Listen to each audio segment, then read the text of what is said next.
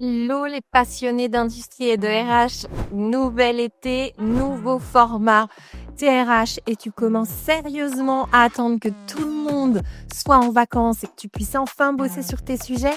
T'as déjà enfilé tes tongs, ça sent la crème solaire à plein nez dans les bureaux. Moins de réunions, moins d'urgences, moins de mails. C'est l'accalmie estivale avant de te faire broyer par le mois de septembre. Alors plutôt que d'attendre cet habituel tsunami, je te propose un truc. C'est un cahier de vacances RH. C'est une série audio et vidéo. Et la promesse est simple, un été pour muscler tes process RH et surtout éviter de te faire broyer à la rentrée. Des épisodes courts et des cas concrets. Et à chaque fois, un outil, un exercice ou un cas d'usage à tester dans ton coin ou en équipe que tu reçois dans ta boîte mail. Parce qu'on ne va pas se mentir, c'est jamais le bon moment de s'y mettre. Donc, c'est maintenant. Et si tu as envie d'aller plus loin après tout ça, je t'en reparle au courant de cet été. Mais d'abord, tongs ou pas, on attaque. Hello, bienvenue à toi dans ce 14e épisode, toujours notre série spéciale cahier de vacances process RH. Tu te rappelles, un été pour muscler ses process RH avant de se faire broyer à la rentrée. Parce que souvent, dès septembre, on perd tout le bénéfice de ces 3 semaines, 2 semaines, 3 semaines de congé. Je sais que c'est un peu l'accalmie là sur ce mois d'août, en tout cas pour beaucoup d'entre vous. Donc surtout, profitez-en pour vous mettre à plat, faire vraiment du deep work pour être prêt, pour tout déchirer à la rentrée. Donc 25 épisodes accompagnés donc d'un cahier de vacances, évidemment, que tu reçois tous les mardis dans ta boîte mail. Si tu l'as pas déjà fait, tu as le lien pour le recevoir. Tu vas pas le recevoir tout seul, hein. Donc tu as le lien dans la description et qui va te permettre de recevoir chaque mardi ton cahier de vacances. Alors, on parle de quoi? On parle aujourd'hui de comment la résolution de problèmes va faire grandir ton équipe et t'aider à sortir de l'opérationnel. Ouais, j'avoue, c'est un peu une baguette magique pour t'aider à sortir du mode pompier. Non, mais je vais pas te vendre le hack ultime, c'est pas mon genre, mais je t'avoue que pour l'avoir mis en place dans plusieurs services RH, c'est quand même quelque chose qui fait vraiment passer au niveau supérieur. Donc, si tu cherches à sortir un peu du quotidien, que tu aimerais pouvoir prendre plus de hauteur dans ton rôle, mais que tu passes encore tes journées à valider, reformuler, rattraper, bref, en mode pompier, souvent, c'est pas forcément par manque d'organisation, mais c'est aussi parce que ton équipe sait pas toujours comment réagir face à un imprévu, à une galère du terrain. Et donc, le truc un peu facile, c'est de toquer à ton bureau. Coucou, tiens, j'ai tel problème, comment je fais? Et en fait, on perd un temps fou à faire ça. Et puis souvent, de fil en aiguille, tu te retrouves à gérer toi-même le problème. Puis tu passes ta vie à régler les problèmes des autres et pas les tiens. Voilà.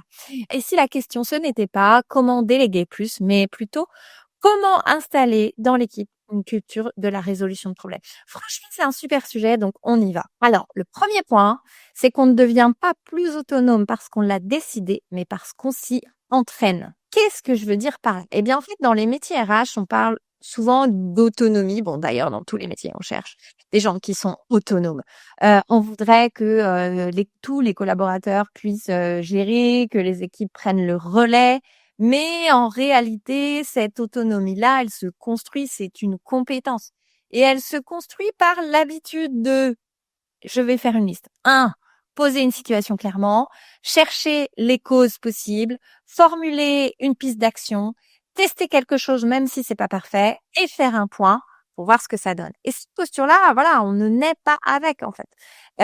C'est une compétence collective qui vient s'ancrer dans le mindset de la personne et aussi dans les routines, dans les rituels managériaux.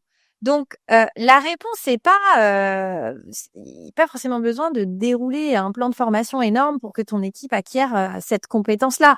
C'est plus une habitude d'équipe. Et c'est à force, en fait, de faire ensemble que chacun va prendre l'habitude de raisonner en mode problème, analyse, solution. Mais t'inquiète pas, je te détaille tout. Ensuite, j'ai envie de te parler de ça. Pour moi, le deuxième point, c'est vraiment de créer des rituels. C'est installer une culture de la résolution de problèmes. Donc la résolution de problèmes, en fait, bon, c'est un langage un peu ingénieur, mais en vrai, c'est pas compliqué. C'est vraiment la méthodologie que je t'expliquais, de se dire, ok, je pose le problème, je viens l'analyser, je propose des pistes de solutions et ensuite, je réadapte, en fonction de la justesse des solutions qui ont été mises en place. Donc, mon conseil, c'est vraiment de te créer un rituel dans ton équipe RH, 1 fois par semaine. Quand vous faites un point, votre point, hebdo, bah, dedans, tu inclus un rituel. Moi, j'aime bien l'appeler caillou dans la godasse, mais tu pas obligé de l'appeler comme ça, tu peut-être pas aussi familière que moi, donc je te laisse trouver un nom. Mais le mien, c'est celui-là, le rituel caillou dans la godasse. Souvent, c'est ce que je fais chez mes clients. On rajoute dans le point hebdo RH un petit rituel de 15-20 minutes caillou dans la godasse. Il faut pas que ce soit un rituel qui dure 1 heure parce que personne n'a envie de passer 1 heure à gérer des problèmes. Tu vois ce que je veux dire? Faut vraiment être sur quelque chose qui soit catchy, qui soit pas long, qui soit pas chiant, pardon, je suis vulgaire. Et surtout en équipe. Et là, on va pas refaire tous les process, on va pas faire une banque de tous les problèmes. Mais l'idée, c'est vraiment dans ce rituel caillou dans la godasse de se demander les questions un peu suivantes. Qu'est-ce qui a coincé cette semaine? 2, est-ce que c'est récurrent? Pourquoi c'est arrivé? Qu'est-ce qu'on peut tenter pour éviter que ça se reproduise? Et 5, qu'est-ce qu'on a appris en le faisant? Et à cette fréquence-là, c'est là que va naître en fait la capacité de chacun dans ton équipe à prendre de la hauteur. Venir proposer derrière des solutions, des pistes d'action. Tu vois, c'est vraiment venir permettre à l'équipe de se dire: «OK, quel problème on a eu? Pourquoi? Tac, tac».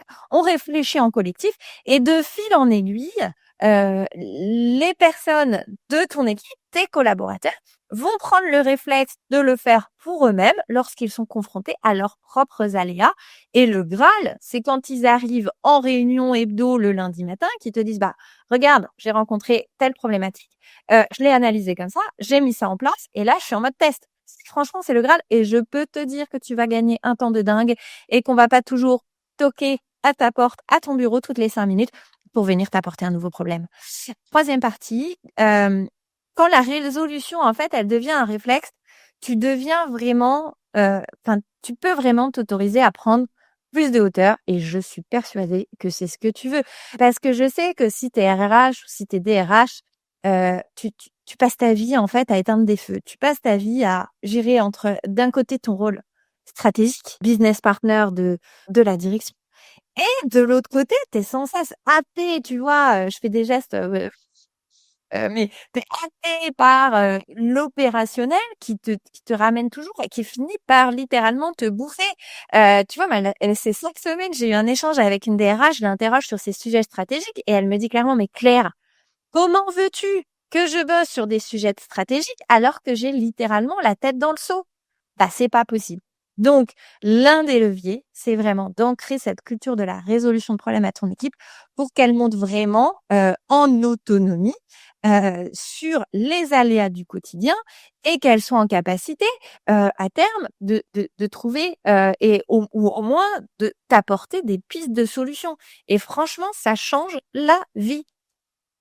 Et là, tu sors, du mode pompier ou du mode flicage qui t'use, tellement. Donc, tu veux faire grandir ton équipe, en fait, il faut lui donner des espaces pour comprendre et pas seulement pour faire. On parle souvent des process RH comme un moyen de cadrer, un moyen de clarifier, mais c'est surtout en vrai un support pour progresser, d'autant plus, lorsque tu muscles la culture résolution de problèmes. Ça va te permettre de poser des questions qui fâchent, de prendre conscience des zones un peu grises, des zones un peu de flou, réfléchir à plusieurs sur une action simple et capitaliser sur les apprentissages. Et finalement, c'est aussi ça, ton rôle de manager RH. Il est aussi là, créer les conditions pour que ton équipe progresse sans dépendre non plus de toi à chaque étape.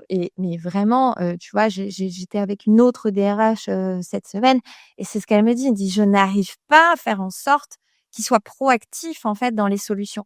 Ça peut pas se faire en un jour. Ça peut pas se faire en un jour, mais tu peux mettre les conditions en place pour que en quelques mois, les réflexes et le mindset de la résolution de problèmes prennent. Voilà, j'ai fini. Je te fais une petite conclusion. Donc, mettre en place une routine caillou dans la godasse, c'est pas ajouter une contrainte, c'est vraiment créer un espace pour mieux fonctionner ensemble. L'objectif, c'est qu'un jour, ton équipe, est vraiment, mais c'est trop bien quand ça se produit, heu, ton équipe vienne au tableau, tu vois, tu investis dans un tableau blanc, pour créer toute ta routine, d'équipe hebdo. Dans ce tableau blanc, tu mets un encart rituel caillou dans la godasse. Et quand tu vois que ta propre équipe vient au tableau, ajoute une ligne, propose une action, une solution, etc., mais ça, c'est trop bien. Et c'est là que la culture, elle est posée. C'est pas parce que tu as tout cadré, mais c'est juste parce qu'ils ont compris qu'ils avaient le droit, les moyens de progresser par eux-mêmes. Donc, si tu veux faire grandir ton équipe RH, écoute, je t'ai mis dans le cahier de vacances de mardi prochain le template à construire. Évidemment, pour que ça serve à tout le monde, je te conseille vraiment de pas le construire seul. Fais-le avec ton équipe pour toujours embarquer.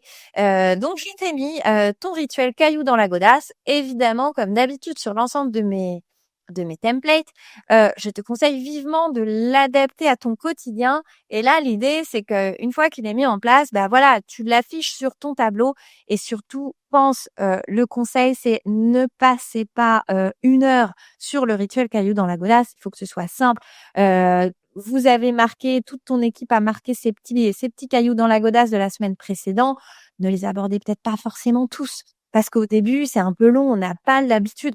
Bloque-toi max 15-20 minutes, pas plus, parce que sinon tu perds tout le monde et potentiellement les problèmes d'une personne ne concernent pas tous les membres de ton équipe. Et donc là, je peux t'assurer que ta routine, elle va tomber à l'eau.